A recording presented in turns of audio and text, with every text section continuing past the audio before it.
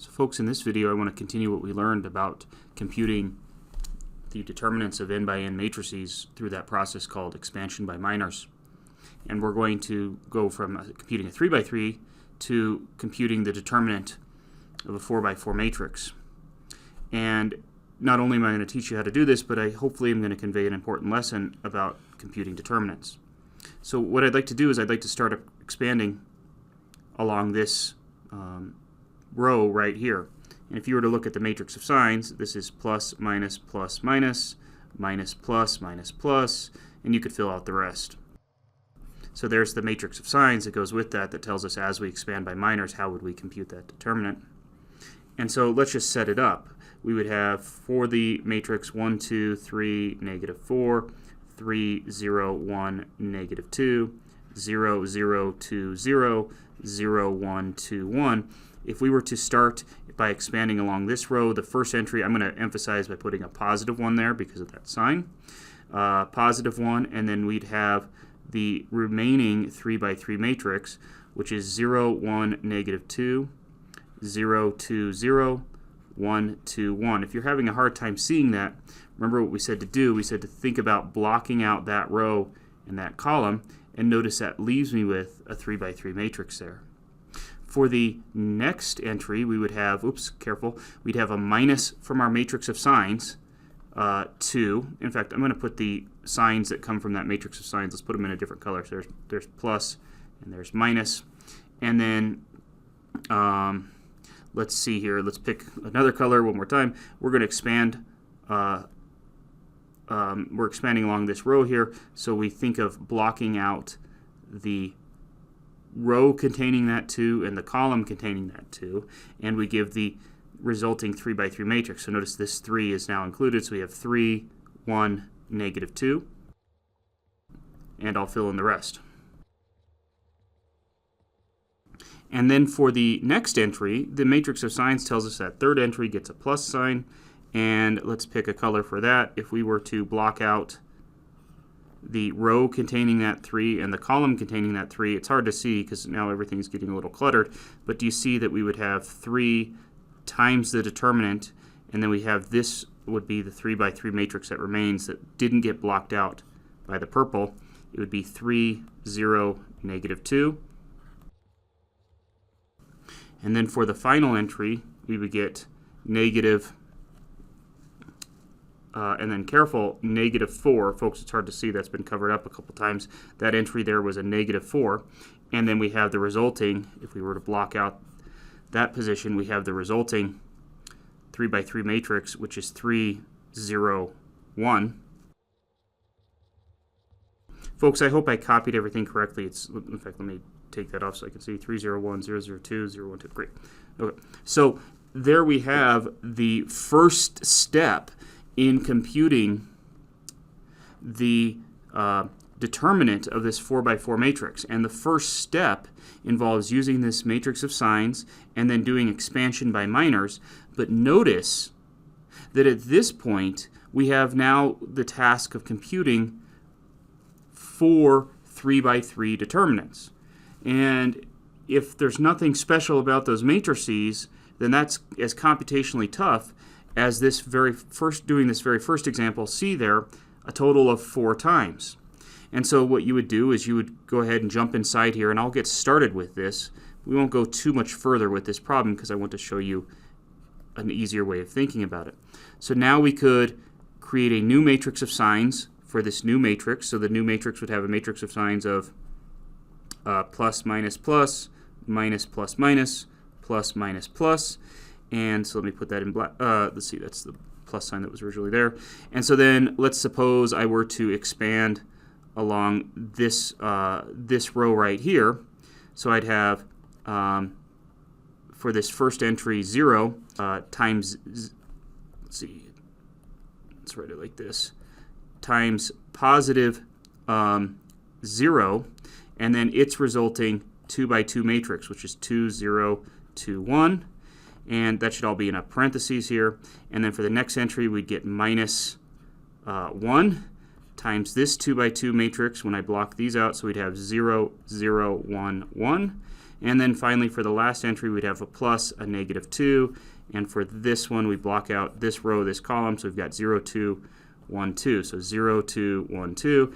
And we could compute this 3 by 3 determinant, this one right here, this red determinant right here, and then multiply that result by 1, and that's just one of the 4 steps in this procedure.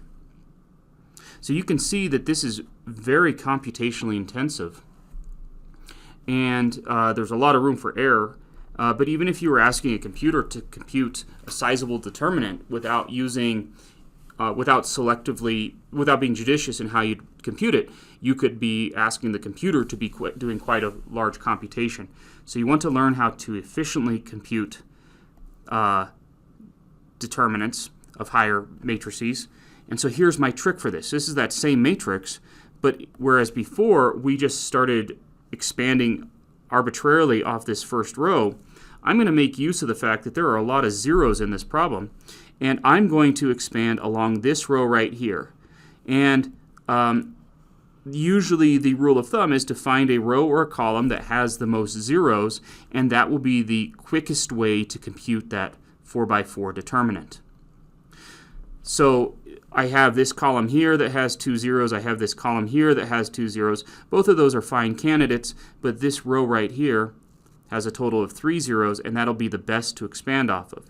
But this is where we're going to want to make sure we've learned that matrix of signs, because the signs might be different. So we get plus, minus, minus, minus, plus, minus, plus, plus, minus, minus, and minus, plus, minus, plus. So if I'm going along the third row, this will be my signs as I expand along here. So this determinant, let's go ahead and give this a name. This is the determinant, let's say matrix A, just so I don't have to recopy the whole thing. And so expanding along that first row would be a plus 0 for that entry right there, times its resulting 3 by 3, which I'll write this time, 2, 3, minus 4, 0, 1, negative 2, and the last row, 1, 2, 1. So hopefully you can see that if for this entry right here, if I block out the column and the row, these are the 1, 2, 3, 4, 5, 6, 7, 8, 9 entries remaining that give me that resulting 3 by 3. But notice that I didn't even need to write this part out. How come? Because this entry right here is a 0, and so regardless of how this determinant shakes out, I'm still going to multiply it by the number 0, and so everything vanishes. So I didn't even need to write that. In fact, I'm going to put I'll just put minus ... and let's just go down to the next row where we would say, hey, we already know that first 3 by 3 minor determinant is going to be 0. The determinant may not be 0, but I'm going to multiply it by 0, so that whole expression becomes 0. Same thing, the second expression would be a minus 0, where I got that minus sign from right there. Then I'll have plus 2, and now I'm going to have the remaining 3 by 3 determinant for when I pick 2. Let's pick another color here. So for this 2, I block out this row, this column. That gives me 1, 2, minus 4, 3, 0, minus 2, and 0, 1, 1, I hope. Let me just double check that. And then the final entry would be just a minus 0. Oops, that should have been in black there. That final entry would be just a minus 0. And so you can see that in this way, we had 4 3 by 3 determinants that we have to compute as we're trying to compute this determinant of this 4 by 4 matrix. But by being selective in which row or column we opted to expand upon, we've saved ourselves a significant amount of time. So you do want to be clever when you go to find the determinant of a 3 by 3 or especially 4 by 4 and higher matrices. You want to try to minimize the amount of work. Now we're not done with this problem. Let's finish it out. So we've got that positive 2, and now we need to compute this 3 by 3 determinant. Well, let's play the same trick. And so I'm going to go ahead and expand along this column right here. I could also do this column right here or either of the rows that contain 0. Those are all good choices. Really, the only bad choice would be to do the first row or the fourth column because that would have the most matrices where I'd have to compute determinants. And sometimes it's a wash. But I'm just trying to continue this idea of efficiently selecting the row or column we choose to expand upon. So let's go ahead and finish it out, expanding along this column here. So we'd have -2 times whatever the 3 2x2 determinants comes out to be. So then we have, for the first entry, 2. And here I'm going to stop color coding it, folks, because when I block things out, it just gets messy. But I'm blocking out this row, this column, and oops, I should have done this too. We also need to give its matrix of signs for this 3x3. So plus minus plus, minus plus minus, plus minus plus. So there's that 3x3 matrix of signs. And so then that actually means that this should have been -2 for the sign. Then we're left with 3 minus 2, 0, 1. Plus, making use of that 0, I would have 0 times a 2x2. What I usually like to do is I usually like to do something like that to show that I'm multiplying 0 times the determinant of a 2x2. It just makes sure I didn't make a mistake, but there's no reason to actually fill in those entries or compute that determinant. And then for the last, we would get -1. That's this one right here. And if I found its remaining 2x2 minor matrix, its determinant would be the determinant of 1, -4, 3, -2. And so we still have some work in computing the determinant of this 4x4 matrix,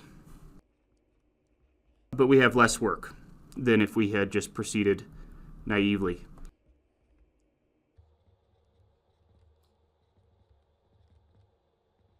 And so I get for that determinant -32. So that's about all I have to teach you about these determinants. So for number 6, I'd like you to try this all on your own. Here we do the determinant of both a 2x2 and a 3x3 matrix. There's no real shortcutting these two. I'm leaving you to do the difficult computations on your own. I shouldn't say difficult, but there's no shortcuts to them. But then for part C, you want to be very judicious in how you decide to compute the determinant of this 4x4 matrix, and read my hint there. And then D is sort of exploratory. I'll let you work through that. But you should arrive at some sort of conclusion about something special when you go to compute the determinant of what we call an upper triangular matrix.